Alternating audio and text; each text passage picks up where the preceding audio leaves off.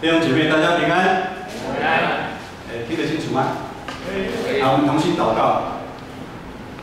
天父上帝，我们再一次的感谢你呼召我们，你呼召我们这有限的人来聆听你天上的话语。愿你打开我们的心门，让我们能够听得懂主你的引导，帮助我们有一颗谦卑的心来领受你的话语。祷告祈求奉靠耶稣的名。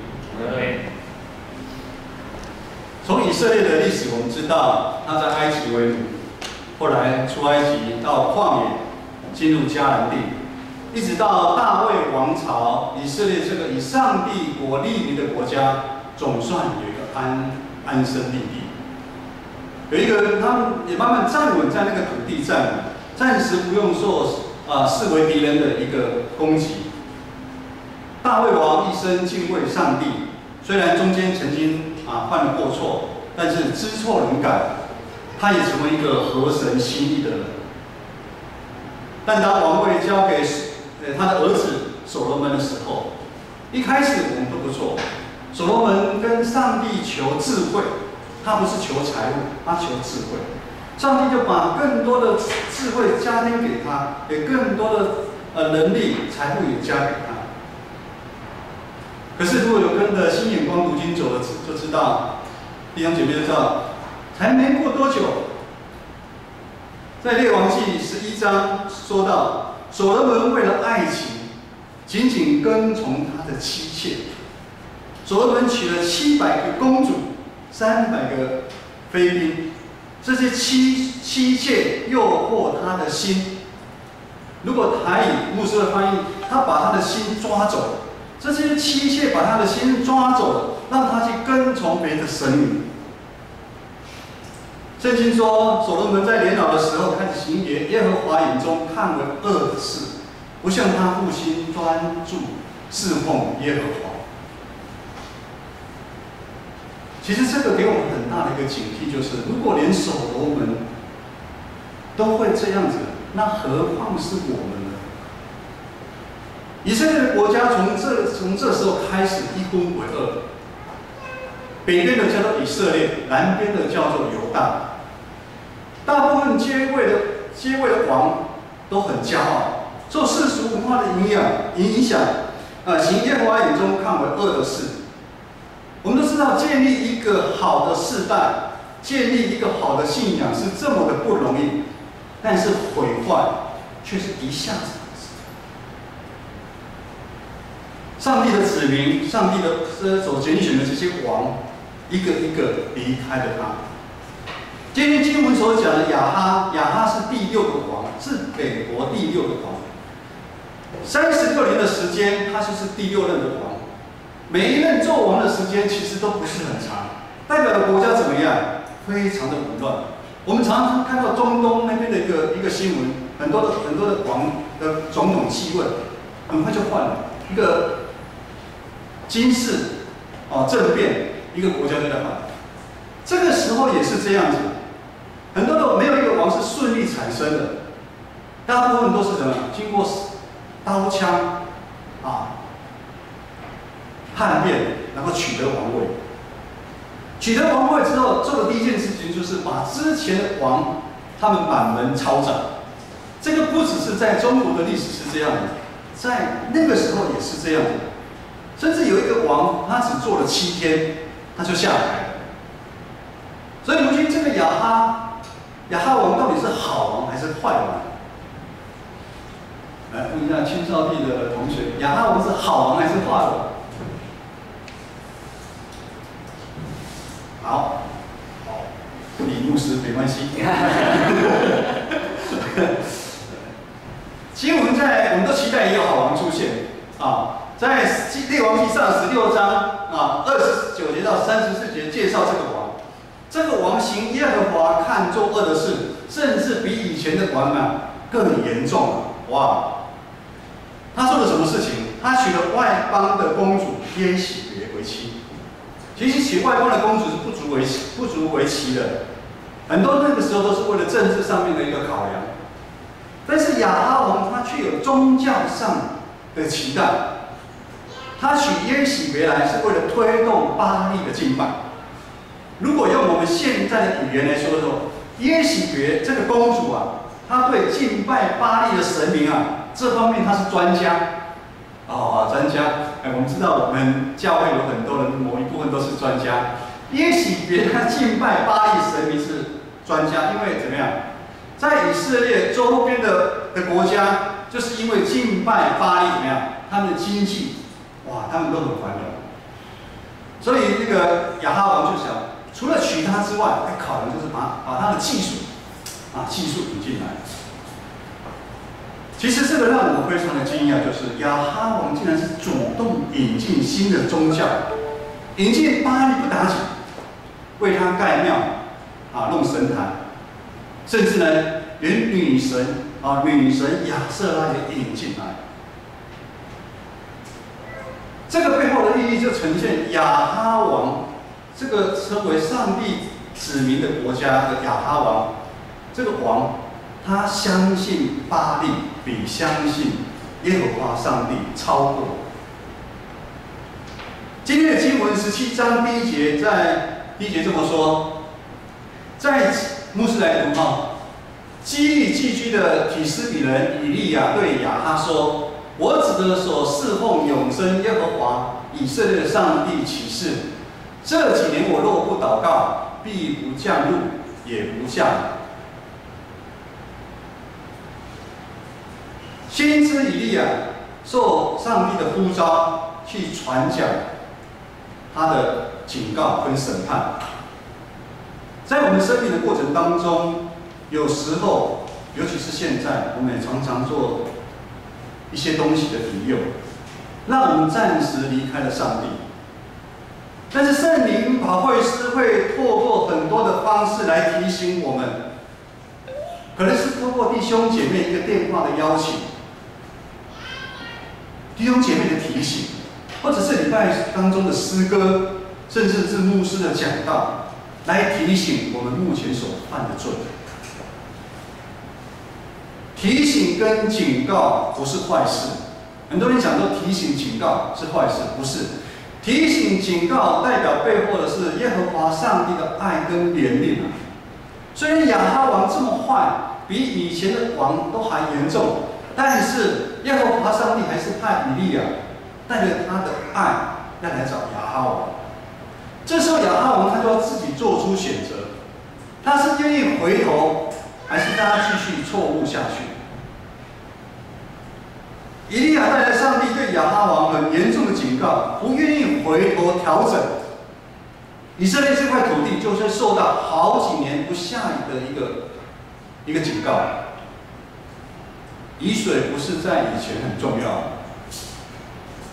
如果台北不要说3年好了，1年不下雨，请问会发生什么事？这是一个我们没办法想象的。1年没下雨，不管我们的民生用水、我们的粮食，都需要大量的雨水。上帝真知道，此时亚哈王他目前他心中所依靠的巴力神明是什么？刚刚讲了，这个巴力是什么？巴力是掌管风雨的神明啊。所以耶和华上帝直接挑战他，他要以利亚传讲这个讯息，就是要直接痛击亚哈王的痛处。弟兄姐妹，其实影响我们和上帝的关系的问题，我们其实都知道。只是当上帝用圣灵保惠师透过任何的方式来痛击到你的时候，你愿不愿意正视这个问题？马太福音书6章21节，大家非常熟悉的一段经文：你的财宝在哪里，你的心就在哪里。你目前是依靠耶和华上帝，还是世上看得到的东西？骄傲、贪婪、自大的心，隐蔽人的眼睛，让人看不到真实的面貌。人会暂时忘了我们人或只是人而已。亚哈王就是这样，他以为他已经掌握了一切，所以他对以利亚的提醒，其实他根本不理以利亚。等一下我们就知道，其实他根本把以利亚讲的话当做耳边风，因为亚哈王他已经有自己的立场，雨水我就靠巴力，我不需要耶和华上帝，所以你派先知来跟我讲，其实是没有用，我也不会追杀他，我会放他走。亚哈王现在选择怎么样走自己的路？弟兄姐妹，我们现在有陷入在这样的一个状况吗？你还是走自己的路，还是你现在非常的挣扎？继续第2节到第7节，说到上帝的话再一次临到以利亚说：“你要离开，往东边去，躲在约旦河边的基利西旁。离开什么？离开亚哈王。上帝要叫以利亚离开亚哈王。我们看经文虽然没有描写亚哈王有没有对以利亚生气或做什么，牧师刚刚讲，其实亚哈王那时候他觉得以利亚的传讲只是一个耳边风，对他其实没有办法造成任何的威胁。另外，我们不知道以利亚他的心情是什么样。以利亚在17章第1节出现，他被上帝呼召，去向亚哈王传讲这个讯息，可是呢，出师不利，亚哈王根本不听他，不理他。如果以人之常情来看，我觉得他应该会很生气，会很难过，甚至会非常的挫折。但纵使是这样，以利亚还是愿意顺服上帝给他下一步的一个命令，就是你要远离亚哈王。先知在那个时代其实代表了上帝，先知的离开也代表祝福以色列这块土地的祝福要暂时离开，以色列要开始经历很长一段时间没有下雨的一个天气。上帝要以利亚往东躲起来，以利亚将孤单一个人面对一个新的里程。当我们在面对一个新的里程，有时候我们也会感到，有时候我们觉得好像我们的生命、我们的工作、我们的家庭走到生命的尽头，或者是我们要面对一个新的里程的时候，我们充满了担心、害怕，尤其是我们从来没做过的。但是只要我们愿意忍耐，我们顺服上帝的旨意去行，我们就会有机会经历意想不到的恩典跟神迹奇事的发生。相对于亚哈王的悖逆，他骄傲自大，他已经放弃上帝给他的恩典之门，已经关起来。以利亚却不一样，他选择忍耐，他选择顺服上帝的命令，去躲在西边，河那边的水跟乌鸦坐在一起。就像上帝的命令说：“约书执事，你去躲在淡水河边，喝那边的水，跟那乌鸦为伍。”人一看是一个很奇怪的事情嘛。但是越是在这样奇怪的环境当中，意想不到的恩典、神迹奇事就会发生。天不下雨，光物没办法生长，在那个时代，但是乌鸦竟然不断从早晚送来饼和肉给以利亚。这个是神迹，这个也是恩典。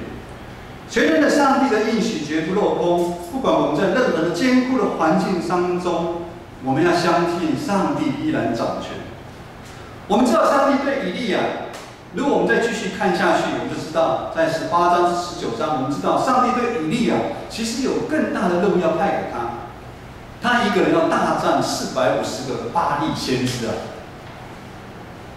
可是在这个之前，上帝需要对他的信心不断的操练。就在每一次以利亚信靠顺服上帝，经历乌鸦叼饼跟肉的神迹恩典之后，以利亚的信心就会不断被建造起来。唯有信心不断被建造起来，才能被上帝所用。弟兄姐妹，成为基督徒是我们一辈子的荣耀和身份。有人请举手。有人想了很久哈。其实也是应该要常常经历乌鸦叼饼跟肉的神迹跟恩典的。但是可能有的人兄弟姐妹是说，牧师，其实，在团契当中，牧师听过一个老姐妹的分享，我从年少到老，我都有来礼拜，我都有参与团契服事，我甚至有奉献。但是牧师，我为什么没有经历乌鸦、雕饼跟肉神迹的恩典呢？牧师当下说：“我没办法回答你这个问题。以下是牧师亲自的见证，我要来做个见证。在18年前，上帝呼召我来教会之后，前2年我非常的积极，其实之后都是了积极参与教会团契的服事、教会的礼拜、奉献。好几年过去了，众人也看为好，就选我当执事，因为我曝光率很高。不然你这个要插梯子的时候，一定是我爬上去，爬上去插，常常在端茶的时候我都出现，问候等等很多，我的曝光率很高，那我就被选为执事。但是我自己知道，我依然是依靠我自己的能力在服侍上帝，也就是说，我还是用原来我这个人。我在社会打滚的这20-30年的这个我得到的经验、知识跟能力，在服侍上帝，以至于我没办法在信仰上面经历神迹奇事跟恩典。这样的信仰让我非常的难过。我其实心里面我不喜欢这样子。直到有一天，当我愿意顺服上帝，我放手，让上帝带领。恩典奇妙的事就开始发生，弟兄姐妹，这是一个非常艰苦的过程，这是一个转变的过程，是我们跟上帝要开始摔跤的一个里程。因为你不再是你不再是你，基督要在你里面。上帝将原来那个骄傲、自私、很容易生气看重面子、看重金钱，常常很没有安全感，甚至对未来也没有很大的盼望的完全的来破碎。但这样的旅程当中，让我遇到了上帝。我不是用原来的我遇到了上帝，我是用基督在我里面的我碰到了上帝。我经历到了所信的上帝，他真的是又活又真的一个上帝在我信主这10几年的中间，上帝不断对我的操练。操练什么？操练我信靠他，操练我顺服他，顺服他每一步对我的带领，也让我在这中间不断的操练当中，一次又一次经历乌鸦、雕饼跟肉的神迹直到如今，其实每天都还在经历。今天台语堂我们蔡佩玉姐妹，她1年前来到社青，其实牧师很感动。我们社青陪伴她1年，走过高山低谷，她今天愿意在众人的面前承认基督是她的主。这个不是神迹，这不是恩典，这是什么？有时候我们在当下，我们不明白上帝，你为什么要我走这条路？我们也常常听弟兄姐妹在分享，在 LB 在分享。我们有时候会觉得走这条路不好吗？上帝，你为什么要我走这一条？但我们都知道，上帝在天，我们在地上。上帝看得比我们每一个人都还清楚，甚至我也会挣扎，因为上帝最后说：“你辞掉工作，你辞掉跟那个合股的公司，你离开，你去神学院读书，我会派乌鸦供养你。”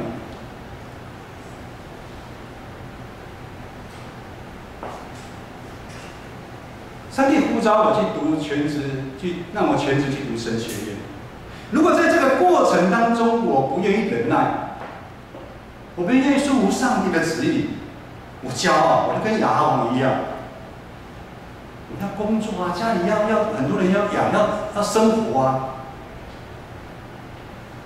我如果是自己的自私，我爱这个世界胜过爱上帝的命令的话，如今我就无法经历这么大的恩典。弟兄姐妹，常常上帝愿意使用你，但是他需要你顺服他，你依靠他。原来上帝对我的心意是要建造我们一个全新的我。上帝是要建造你一个全新的你，也要建造一个全新的我。要我用牧者的一个身份来牧养他的羊群啊！就如之后，上帝要以利亚大战450个先知，如果他在之前没有经过上帝的操练，那个信心，他怎么有可能去传讲？他怎么有可能一个人对抗450个？我也是一样啊！我在职场上面工作，那个是我熟悉的，我有信心的。可是上帝要我离开，是我一个完全陌生的，去牧养他的羊群，这个责任好重。弟兄姐妹，今天这个世界一样混乱，病毒疫情时好时坏，一样影响着我们的生活。但我们要相信，慈悲怜悯的上帝，他一样在掌权。上帝才是我们最大的盼望，而不是世间的东西啊！等一下，我们要与主同席，纪念主耶稣担当我们每一个人的罪，为我们受死。同时，也再次提醒我们要学习以利亚顺服上帝的带领，忠心来服侍他。如果我们这样行的话，相信你一定可以不断经历有乌鸦、雕饼跟肉的神迹奇事在你身上来发生。我们一起祷告。亲爱的上帝，我们谢谢你，你是为了这个世界，你差派爱子耶稣基督道成肉身来到世间。因着耶稣的死，我们的罪可以得到赦免；更因着耶稣的复活，我们不让这世上的情欲、残忍吞噬着我们，而让我们拥有自由、那永生盼望的一个生命。这样的祷告祈求，奉耶稣基督的名求，阿门。